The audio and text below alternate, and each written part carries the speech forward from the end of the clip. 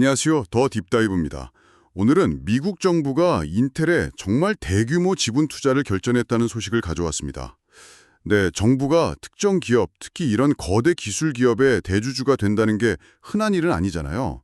그래서 이 배경은 뭐고, 또 구체적인 조건은 어떻고, 앞으로 반도체 산업 전체에는 어떤 영향을 줄지 오늘 좀 깊이 파고들어 보겠습니다. 네, 안녕하세요. 오늘 살펴볼 내용이 정말 많습니다. 투자 규모나 방식부터 시작해서요. 지금 인텔이 처한 상황, 그리고 이게 과연 인텔에게 어떤 의미가 될지, 또 시장 분석가들은 이걸 어떻게 보고 있는지, 그리고 TSMC 같은 경쟁사들하고의 관계는 또 어떻게 바뀔지, 이런 핵심적인 내용들을 좀 짚어봐야겠죠. 맞습니다. 이게 어쩌면 미국 산업 정책에 있어서 상당히 중요한 변화를 보여주는 걸 수도 있으니까요. 자, 그럼 바로 시작해 볼까요? 우선 가장 기본적인 사실, 팩트부터 좀 확인하고 가죠. 미국 정부가 인텔 지분을 인수한다는데 구체적으로 규모가 어느 정도고 방식은 어떻게 되는 건가요? 네, 그 핵심은요. 미국 정부가 89억 달러. 우리 돈으로 하면 이게 11조 원이 훌쩍 넘는 엄청난 금액입니다. 이걸로 인텔 보통주를 사들이는 건데요. 한 4억 3,330만 주 정도 됩니다. 그래서 이걸로 정부 지분이 약 9.9%가 돼요. 이러면 단번에 인텔의 최대 주주가 되는 거죠. 9.9% 최대 주주요. 와, 네, 주당 인수한 가격은 20.47달러로 정해졌고요. 규모나 상징성 면에서 정말 큰 결정입니다. 89억 달러. 정말 어마어마한 돈인데 이 돈은 그럼 어디서 나오는 건가요? 뭐 새로 예산을 편성하거나 그런 건가요? 있는 부분인데요. 이게 전액 다 새로운 현금을 넣는 건 아니에요. 기존에 인텔한테 주기로 이미 약속했던 돈들이 있거든요. 근데 아직 집행은 안 된 그 두 가지 자금을 이번에 주식으로 바꾸는 방식입니다. 아, 기존에 약속했던 돈이요? 네, 첫 번째가 그 유명한 반도체 칩과 과학법, 우리가 보통 CHS 액트라고 부르는 거 있잖아요. 미국의 반도체 공장 짓고 하는 거 지원하는 법이요. 거기서 나오기로 했던 보조금 중에 아직 안 준 돈 57억 달러가 있고요. 두 번째는 국방부하고 같이 하던 시큐어 엔클레이브라는 프로그램이 있어요. 보안 강화 관련 프로젝트인데 거기 관련 자금 32억 달러. 이 두 개를 합쳐서 89억 달러를 현금 대신 주식으로 받는다는 겁니다. 아, 그렇군요. 그럼 정부 입장에서는 당장 현금이 크게 나가는 건 아니네요. 어떻게 보면 미래에 줄 돈을 미리 당겨서 지분으로 확보하는 셈이군요. 근데 인텔이 이전에 CHS법으로 이미 받은 돈도 있지 않았나요? 네, 맞습니다. 인텔이 이미 CHS법으로 22억 달러는 지원받았어요. 그러니까 이번에 주식으로 전환된 57억 달러까지 합치면 CHS법 관련해서만 총 79억 달러가 되는 거고요. 여기에 아까 말씀드린 시큐어 엔클레이브 자금 32억 달러까지 더하면 전체 지원 규모는 총 111억 달러짜리 패키지가 되는 거죠. 와, 111억 달러요? 네, 중요한 건 단순히 보조금을 그냥 주는 게 아니라 이제 지분 투자 형태로 바꿨다는 점입니다. 근데 그냥 제값 주고 산 것도 아니고 할인가로 매입했다면서요? 그것도 좀 눈에 띄던데 어떤 조건이었죠? 네, 맞아요. 주당 20.47달러로 샀다고 했잖아요. 이게 발표 당일 인텔 종가랑 비교하면 17.5%나 싼 가격입니다. 17.5%나요? 네. 정부로서는 꽤 유리한 조건으로 지분을 산 거죠. 표면적으로 내세우는 이유는 납세자 부담을 덜고 싸게 사서 나중에 인텔이 잘 되면 그 이익을 공유하겠다. 이런 거고요. 근데 이게 다가 아닙니다. 정부가 5년짜리 워런트, 그러니까 신주 인수권이라는 것도 같이 받았어요. 워런트요? 그건 뭔가요? 이건 일종의 옵션인데요. 만약에 인텔이 자체적으로 운영하는 파운드리 사업부 있잖아요. 반도체 위탁 생산하는 곳. 그 사업부 지분을 혹시라도 52% 미만으로 낮추게 되면 정부가 주당 20달러라는 더 싼 가격에 인텔 지분 5%를 추가로 살 수 있는 권리입니다. 아, 그러니까 인텔이 파운드리 사업을 함부로 축소하지 못하게 하려는 뭐 그런 장치 같은 거군요. 그렇죠. 일종의 안전장치일 수도 있고 아니면 좀 압박하는 수단일 수도 있고요. 그렇게 해석될 수 있습니다. 정부가 최대 주주가 됐는데 그럼 이제 인텔 경영에도 직접 참여하는 건가요? 예를 들어서 이사회에 정부 쪽 사람이 들어간다거나. 공식 발표 내용을 보면요. 수동적 투자, 패시브 인베스트먼트 형태라고 딱 명시를 했어요. 그러니까 이사회 의석은 요구하지 않고 대부분 주주 투표 사안에 대해서는 인텔 이사회가 결정하는 대로 따라가겠다. 이렇게 합의했다는 겁니다. 수동적 투자. 근데 뭔가 제한적인 예외 조항 같은 게 있다는 말도 있던데요. 그 뭘 의미하는 걸까요? 바로 그겁니다. 그 제한적인 예외, limited exceptions라는 문구 때문에 좀 해석의 여지가 있어요. 정확히 어떤 상황에서 예외가 적용되는지는 자세히 안 밝혔거든요. 근데 이게 혹시 뭐 국가 안보라든지 핵심 기술 이전 같은 아주 중요한 문제에 대해서는 정부가 독자적으로 판단해서 의결권을 행사할 수 있는 길을 열어둔 거 아니냐, 이런 분석이 나오고 있습니다. 그럴 수도 있겠네요. 정확히 보셨어요. 바로 그 점이 이번 투자의 배경을 이해하는데 아주 중요합니다. 말씀하신 대로 인텔이 여러 가지로 좀 심각한 어려움을 겪고 있었어요. 가장 큰 건 역시 제조 기술력에서 대만의 TSMC한테 크게 뒤처졌다는 평가를 받았다는 거였죠. 아, 그 공정기술 말씀이시죠? 네. 최첨단 공정 개발 계획이 계속 늦어지고 수율 잡는데도 어려움을 겪었잖아요. 뭐 7나노니 4나노니 하면서요. 게다가 요즘 제일 핫한 AI 칩 분야에서도 엔비디아가 GPU로 시장을 확 휘어잡았는데 인텔은 초기 대응이 늦어서 주도권을 완전히 뺏겼죠. 그런 기술적인 문제들이 결국 실적에고 영향을 미쳤겠네요. 계속 적자라는 뉴스도 나왔었고요. 맞습니다. 기술 리더십 잃고 시장 변화에 제대로 대응 못하니까 바로 실적 악화로 이어진 거죠. 몇 분기 연속으로 꽤 큰 규모의 순손실을 기록하면서 재무 상태에 대한 우려도 커졌고요.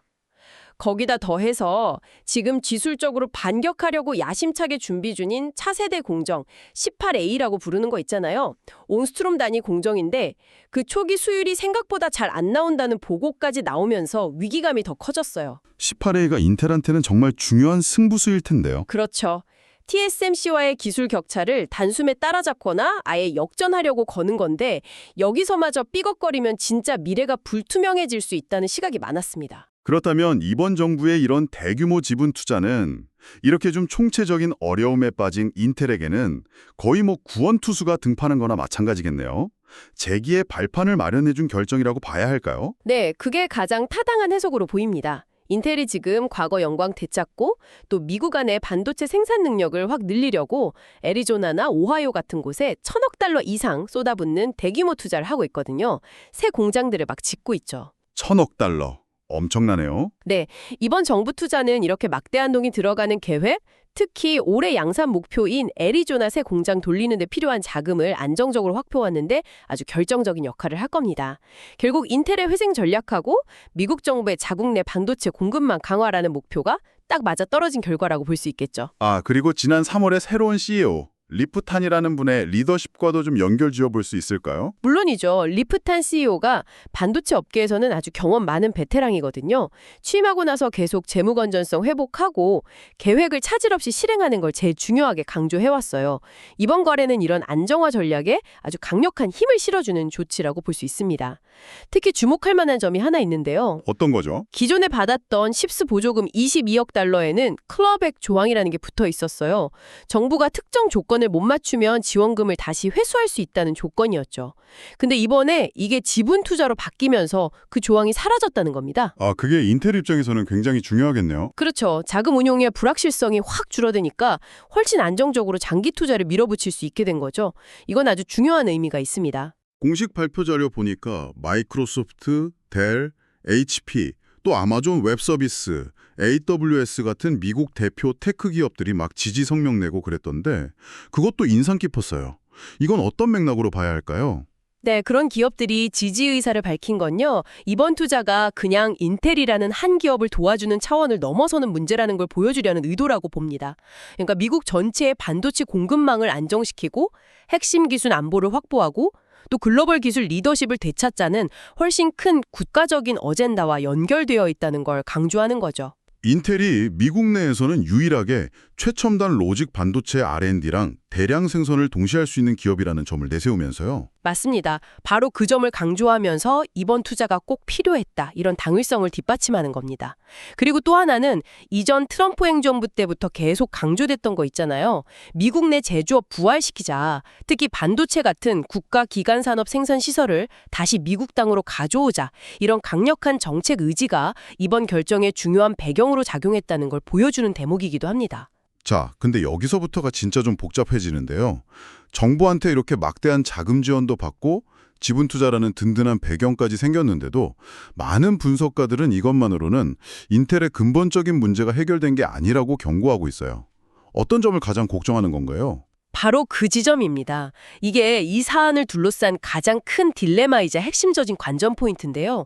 분석가들이 거의 한 목소리로 지적하는 건 인텔 파운드리 사업이 성공하느냐 마느냐는 결국 외부 고객을 얼마나 확보하느냐에 달려 있다는 거예요. 아, 고객 확보요.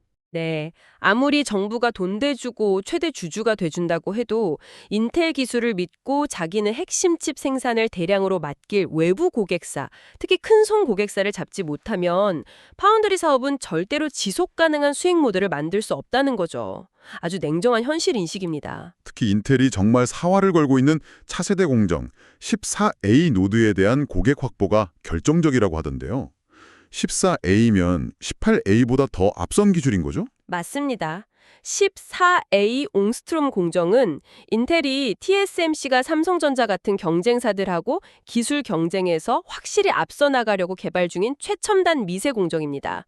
이 기술을 성공적으로 개발하고 또 안정적인 수율로 양산하는 것 자체가 엄청난 도전인데요.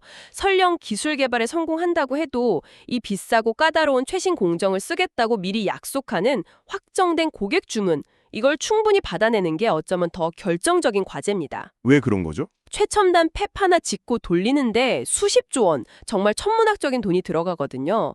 이 투자비를 회수하고 이익을 내려면 애플이나 퀄컴, 엔비디아 같은 소위 큰손 고객들한테서 대규모 물량을 따내야만 하는 겁니다. 그게 필수적이에요. 실제로 인텔 CEO 본인도 인터뷰에서 14A 공정 대형 고객 확보 못하면 파운드리 사업 접을 수도 있다. 뭐 이런 뉘앙스로 말해서 시장에 충격을 주기도 했었잖아요. 네, 리프탄 CEO가 확정된 고객 약속에 기반해서 14의 투자를 결정할 것이라고 꽤 명확하게 선을 그었죠. 이건 그냥 겁주는 소리라기보다는 인텔이 처한 냉혹한 현실과 파운드리 사업 자체가 가진 본질적인 어려움을 솔직하게 인정한 발언으로 봐야 합니다. 최첨단 반도체 설계하고 만드는 기술력도 물론 중요하죠.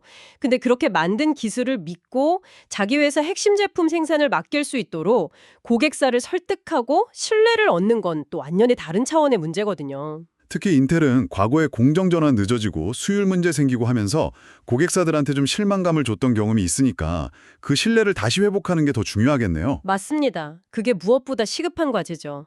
아까 말씀하신 18A 공정 초기 수율 문제 같은 소식이 들리면 잠재 고객사들도 선뜻 인텔한테 대규모 주문을 주기가 더 망설여질 수도 있겠어요. 바로 그겁니다. 잠재 고객사 입장에서는 인텔 최신 기술 아직 좀 불안정한가? 이런 신호로 받아들일 수 있거든요. 반면에 경쟁사인 TSMC는 수십 년간 쌓아온 파운드리 운영 노하우, 검증된 기술력, 안정적인 수율, 이걸 바탕으로 이미 고객들한테 두터운 신뢰를 받고 있고요. 게다가 인텔은 최근 몇 분기 동안 계속 적자였잖아요. 그래서 개발 초기에 어쩔 수 없이 발생하는 낮은 수익률로 인한 손실이나 추가 비용을 감당할 재정적 여력도 상대적으로 좀 부족할 수 있다. 이런 우려도 나옵니다. 여러모로 쉽지 않겠네요. 네, 이 모든 요인들이 인텔이 외부 고객, 특히 까다로운 최첨단 공정 고객을 확보하는 데 상당한 장애물로 작용할 수 있습니다. 정리를 좀 해보면 이번 정부의 지분 투자가 인텔에게 정말 필요했던 자금줄을 대주고 또 정치적인 뒷배가 생겼다는 강력한 신호를 시장에 보낸 건 맞아요. 하지만 이게 무슨 마법 지팡이처럼 인텔의 기술적 어려움을 단번에 해결해주거나 까다로운 고객들이 저절로 주문서에 도장 찍게 만드는 건 아니라는 거군요. 오히려 이제 진짜 실력으로 보여줘야 한다는 압박감만 더 커진 상황일 수도 있겠고요. 정확하게 보셨습니다.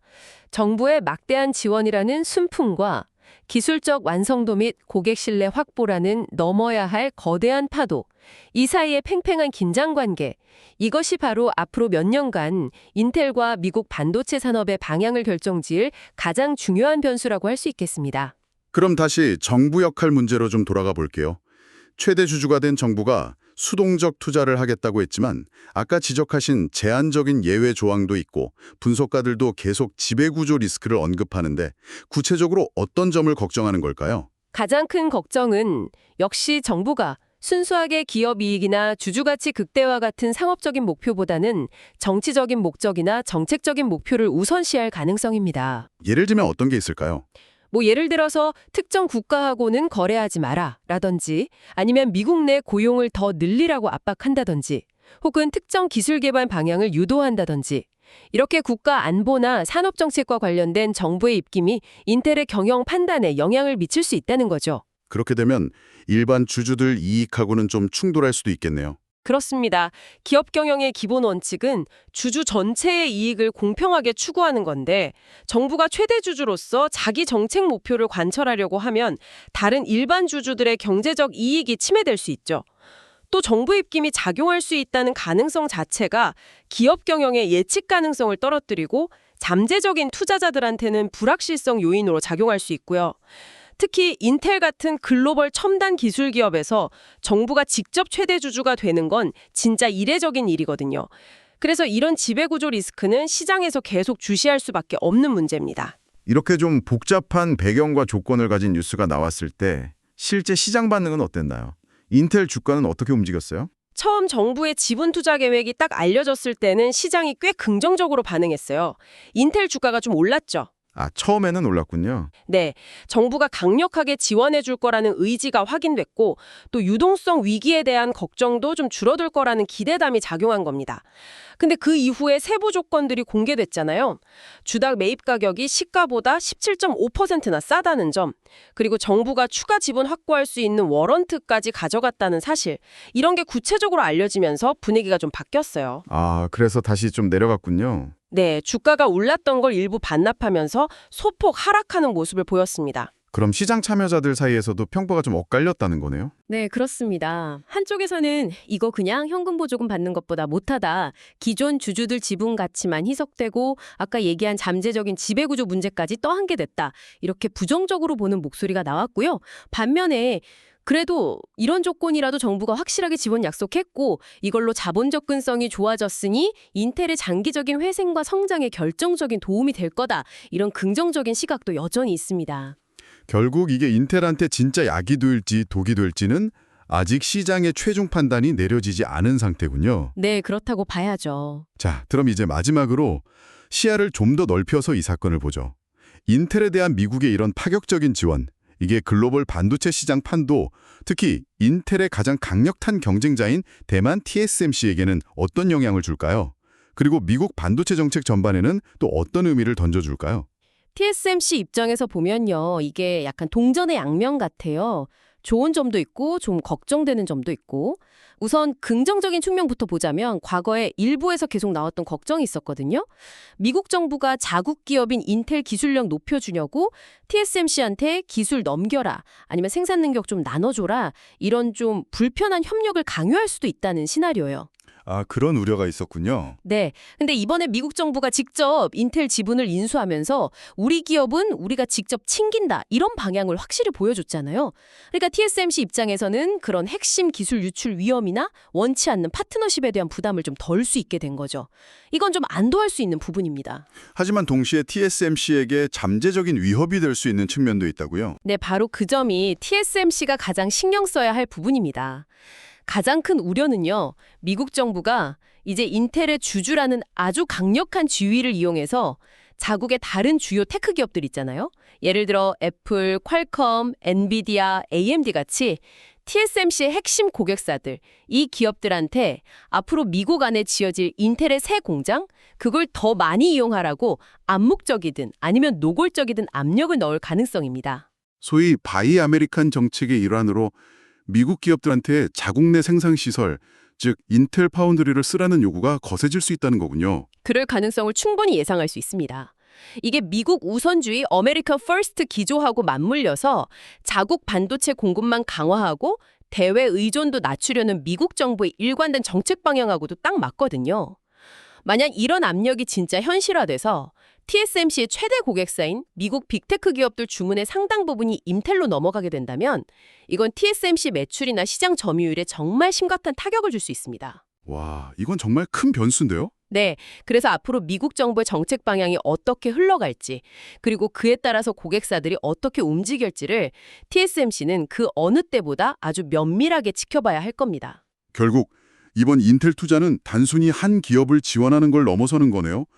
첨단 반도체 제조 역량이라는 국가 핵심 자산을 미국 본토로 다시 가져오고 자국 중심의 안정적인 공급망을 만들려는 미국의 아주 거대한 국가 전략의 연장선상에서 이해해야 하는군요. 정확합니다. 이번 조치는 미국의 그런 반도체 주권 확보 전략을 더욱 단단하게 만들고 실행 속도를 높이는 아주 상징적이면서도 또 실질적인 조치입니다. 정부가 단순히 규제나 세금 혜택, 보조금 지급 같은 간접적인 지원 방식을 넘어서서 직접 기업 지분을 소유하고 막대한 재정적 영향력을 행사해서 경제 안보의 핵심인 산업 구조와 경쟁 환경 자체를 바꾸려는 아주 강력한 의지를 보여준 첫 사례라고 평가할 수 있어요. 첫 사례. 네. 이게 앞으로 반도체뿐만 아니라 AI나 배터리, 바이오 같은 다른 첨단 전략 산업 분야에서도 비슷한 형태의 정부 개입이 나타날 수 있다는 걸 시사하는 중요한 분기점이 될 수도 있습니다. 네, 오늘 정말 복잡하고 또 중대한 상한을 깊이 있게 짚어봤습니다. 미국 정부가 인텔에 대한 기존 보조금 약속을 전환해서 89억 달러 규모의 지분 투자를 단행하고 최대 주주가 되었다는 소식이었습니다. 네. 인텔에게는 이번 결정이 1,000억 달러 넘는 대규모 미국 내 시설 투자 계획을 뒷받침할 안정적인 자본을 확보하게 해줬다는 점에서 분명 큰 힘이 될 겁니다. 하지만 동시에 파운드리 사업 성공을 위한 가장 근본적인 과제, 그러니까 치열한 기술 경쟁에서 이기고 또 까다로운 외부 고객들 신뢰를 얻어서 대규모 수주를 받아내야 한다는 그 엄청난 숙제는 여전히 남아있는 거죠. 그리고 분석가들은 바로 이 고객 확보와 기술 증명의 중요성을 계속 강조하고 있고 또 정부의 수동적 투자 약속에도 불구하고 잠재적인 지배구조 리스크에 대한 우려를 표하면서 신중한 전망을 내놓고 있다는 점도 확인했습니다. 네. 마지막으로 이 결정이 경쟁사인 TSMC에게 미칠 영향력 역시 어떤 강제적인 기술 협력 부담은 줄었지만 앞으로 미국 정부 입김에 따른 고객 이탈 가능성이라는 새로운 위험 요인이 떠오르는 그런 양면적인 상황이라는 점도 분석해봤고요. 미국 정부가 차고대 핵심 산업 경쟁력을 강화하기 위해 얼마나 직접적이고 또 과감한 방식으로 개입할 수 있는지를 보여준 아주 상징적인 사건이었습니다. 앞으로 인텔이 당면 과제들을 어떻게 해결해 나갈지 그리고 미국 정부의 산업 정책이 또 어떤 방향으로 전개될지 계속해서 주목해야 할 것 같습니다. 오늘 깊이 있는 분석 정말 감사합니다. 네, 그렇습니다. 결국 이 야심찬 전략적 투자의 성공 여부는요, 앞으로 몇 년 안에 드러날 인텔의 구체적인 실행력과 기술적 성과, 그리고 무엇보다 시장과 고객들의 냉정한 평가에 의해 좌우될 것입니다. 정말 흥미로운 국면이 시작되었다고 생각합니다.